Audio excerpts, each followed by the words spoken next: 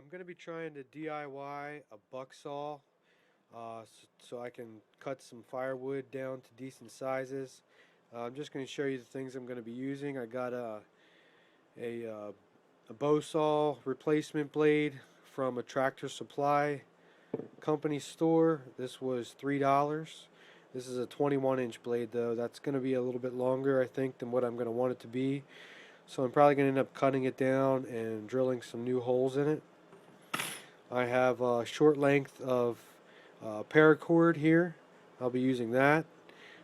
Just some standard electrical tape. A couple of zip ties. And I have here two keychain rings. Also, I'll be using this. This is a crutch that I got from a Goodwill store. Just one of them. I got it for $1. So in total, I had this stuff laying around. So the money I've spent would actually be approximately $4. So I'm going to try and DIY one and put it together, show it in use, and get a weight on it. So I'm going to go ahead and cut this down and come back in stages and show you the pieces as I get them assembled. Okay, so I have these cut down. These are my three pieces, my middle section and my two side pieces. I've left a hole from the handle in the top portion of both of the side pieces, and that's where my paracord is going to string through.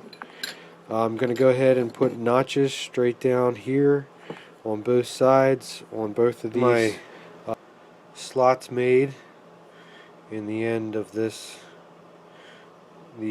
two side pipes, both of them, and I filed them all down a little bit, all the burrs off and everything.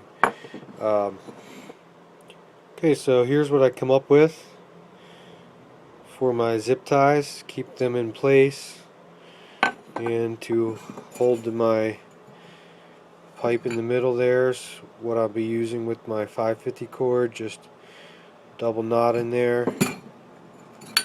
And I want to show you what I did a while with this. I went ahead and I drilled one hole directly in the center on the top portion. This hole was already there, but you can probably see what I did is I just filed a small notch in the top side. Because of the way these pipes are bent, that side it's going to get a little bit more pressure against it than the other. So you can see here, hopefully, how those zip ties, and just see, get that out of there, fit right inside of that snugly. It can't really move around a whole lot. Won't slip off, won't slide up or down or to the side, either way. So that'll hold the... Okay, so what I've done is I've trimmed my blade down, and I was able to do that with just some tin snips. And on this end, I've punched some holes. These are 3/16 inch size holes, and I put my keychain ring through there. And I'm just going to try to show you here quick. Sorry, this is going to be with one hand. How this is intended to work. You can see the slots there. Just fit right down through that keychain ring with the saw blade in the middle. So when I put tension on there, that'll keep the saw blade from moving around or slipping off. And that's pretty much all there is to it. So I'm going to go ahead and do the other side, and I'm going to assemble this whole thing, and we'll get back to you with the finished product. Okay, so here it is, all assembled, put together, strung up. I had to change what I was planned. I put, as you can see, two pieces of paracord, one coming from each side with just some loops that go down over the ends of the bow, and aluminum rod in the middle there. Just stick between those two pieces and wind it up, and that puts the tension on everything. And I have a piece of wood here, so I'm just going to set the camera up over here a second and get right back to this and see if I can't saw through this little piece of wood here. As you can see, we're set up. Got our piece of wood here. Hopefully this is in the camera. And I'm just going to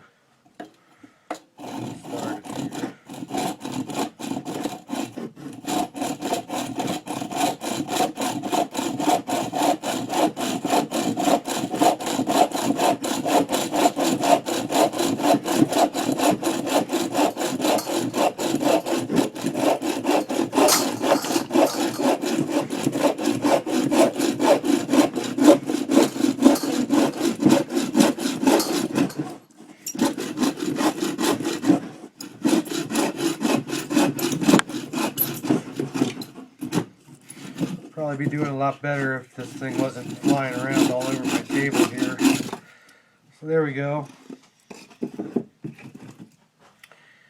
cut through our wood with our DIY bucksaw, and I don't have a scale out here, but what I'm going to do is go ahead and I'll break this thing down and try to find some kind of a really light plate or pie pan or something that I can put it on the little scale that I have, and see what kind of a reading I can get on it. I'd like to know how much it weighs. I mean, it is very lightweight. I can tell you right now just by the feel of it that it's definitely super lightweight. I just don't know exactly what it's going to come in at. So the plan is, okay, so here I have the whole thing disassembled. I gone ahead and I dug out this. This is an old tent pole bag that came with an old large tent that I had. So what I'll be doing is sewing this off just to the longest portion, what's going to be the blade here.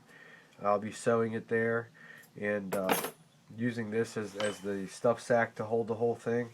So I've gone ahead and I weighed everything. I had to weigh each segment one piece at a time because the scale I have is very small, so I can only weigh it in segments, and then I had to add it up.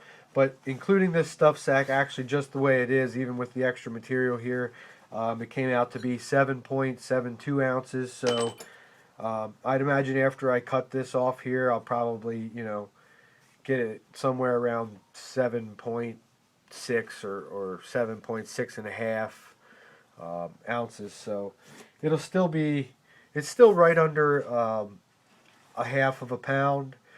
So I'm happy with that. If I really wanted to cut that weight down even more, I could go ahead and take this and drill holes through the sides, straight through, all the way up and down the length of this. And I could also do the same thing for this piece here. I could drill holes on both sides all the way up and down. And that would definitely reduce the weight. I just don't think that it's really, with being under a half of a pound for a 16-inch bucking saw, I'm fine with that. That's about as light as I find the need to go.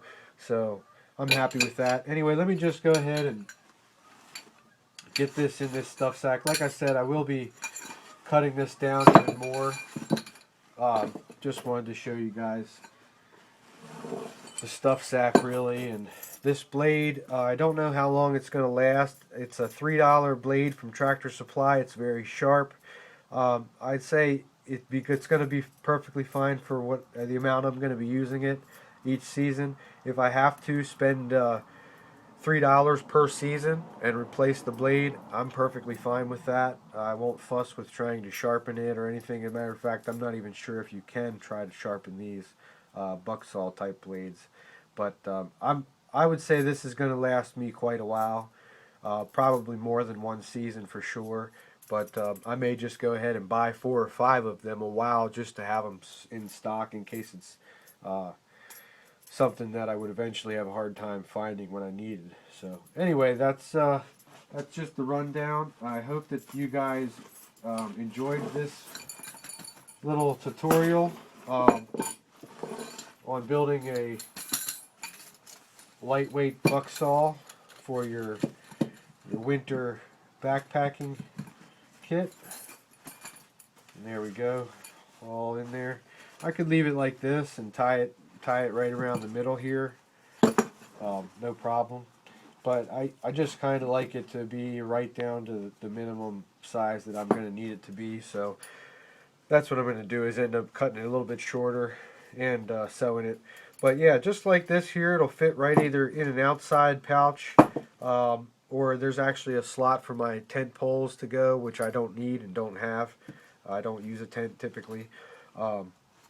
This would be that'd be a great spot in my pack for this to slide right down, or could go anywhere, could slide anywhere. It's nice, it's lightweight, it's relatively compact, and does a good job bucking some wood down to size. It's nice, you know. Sometimes, I mean, a lot of the wood you find out there and you're doing a fire, you can break it down no problem with your bare hands or with a tree or just stomping on it. This will come in handy for those times when you see that wood that everybody else drug up to the fireplace with hopes of burning, and it's like 8 inches round, and they just maybe at the best stuck one end in the fire pit. This will give me the ability to go ahead and chop that stuff down and actually build a decent fire out of it. So thanks for watching, guys. If you're a subscriber, thanks for subscribing, and I'll catch you next time.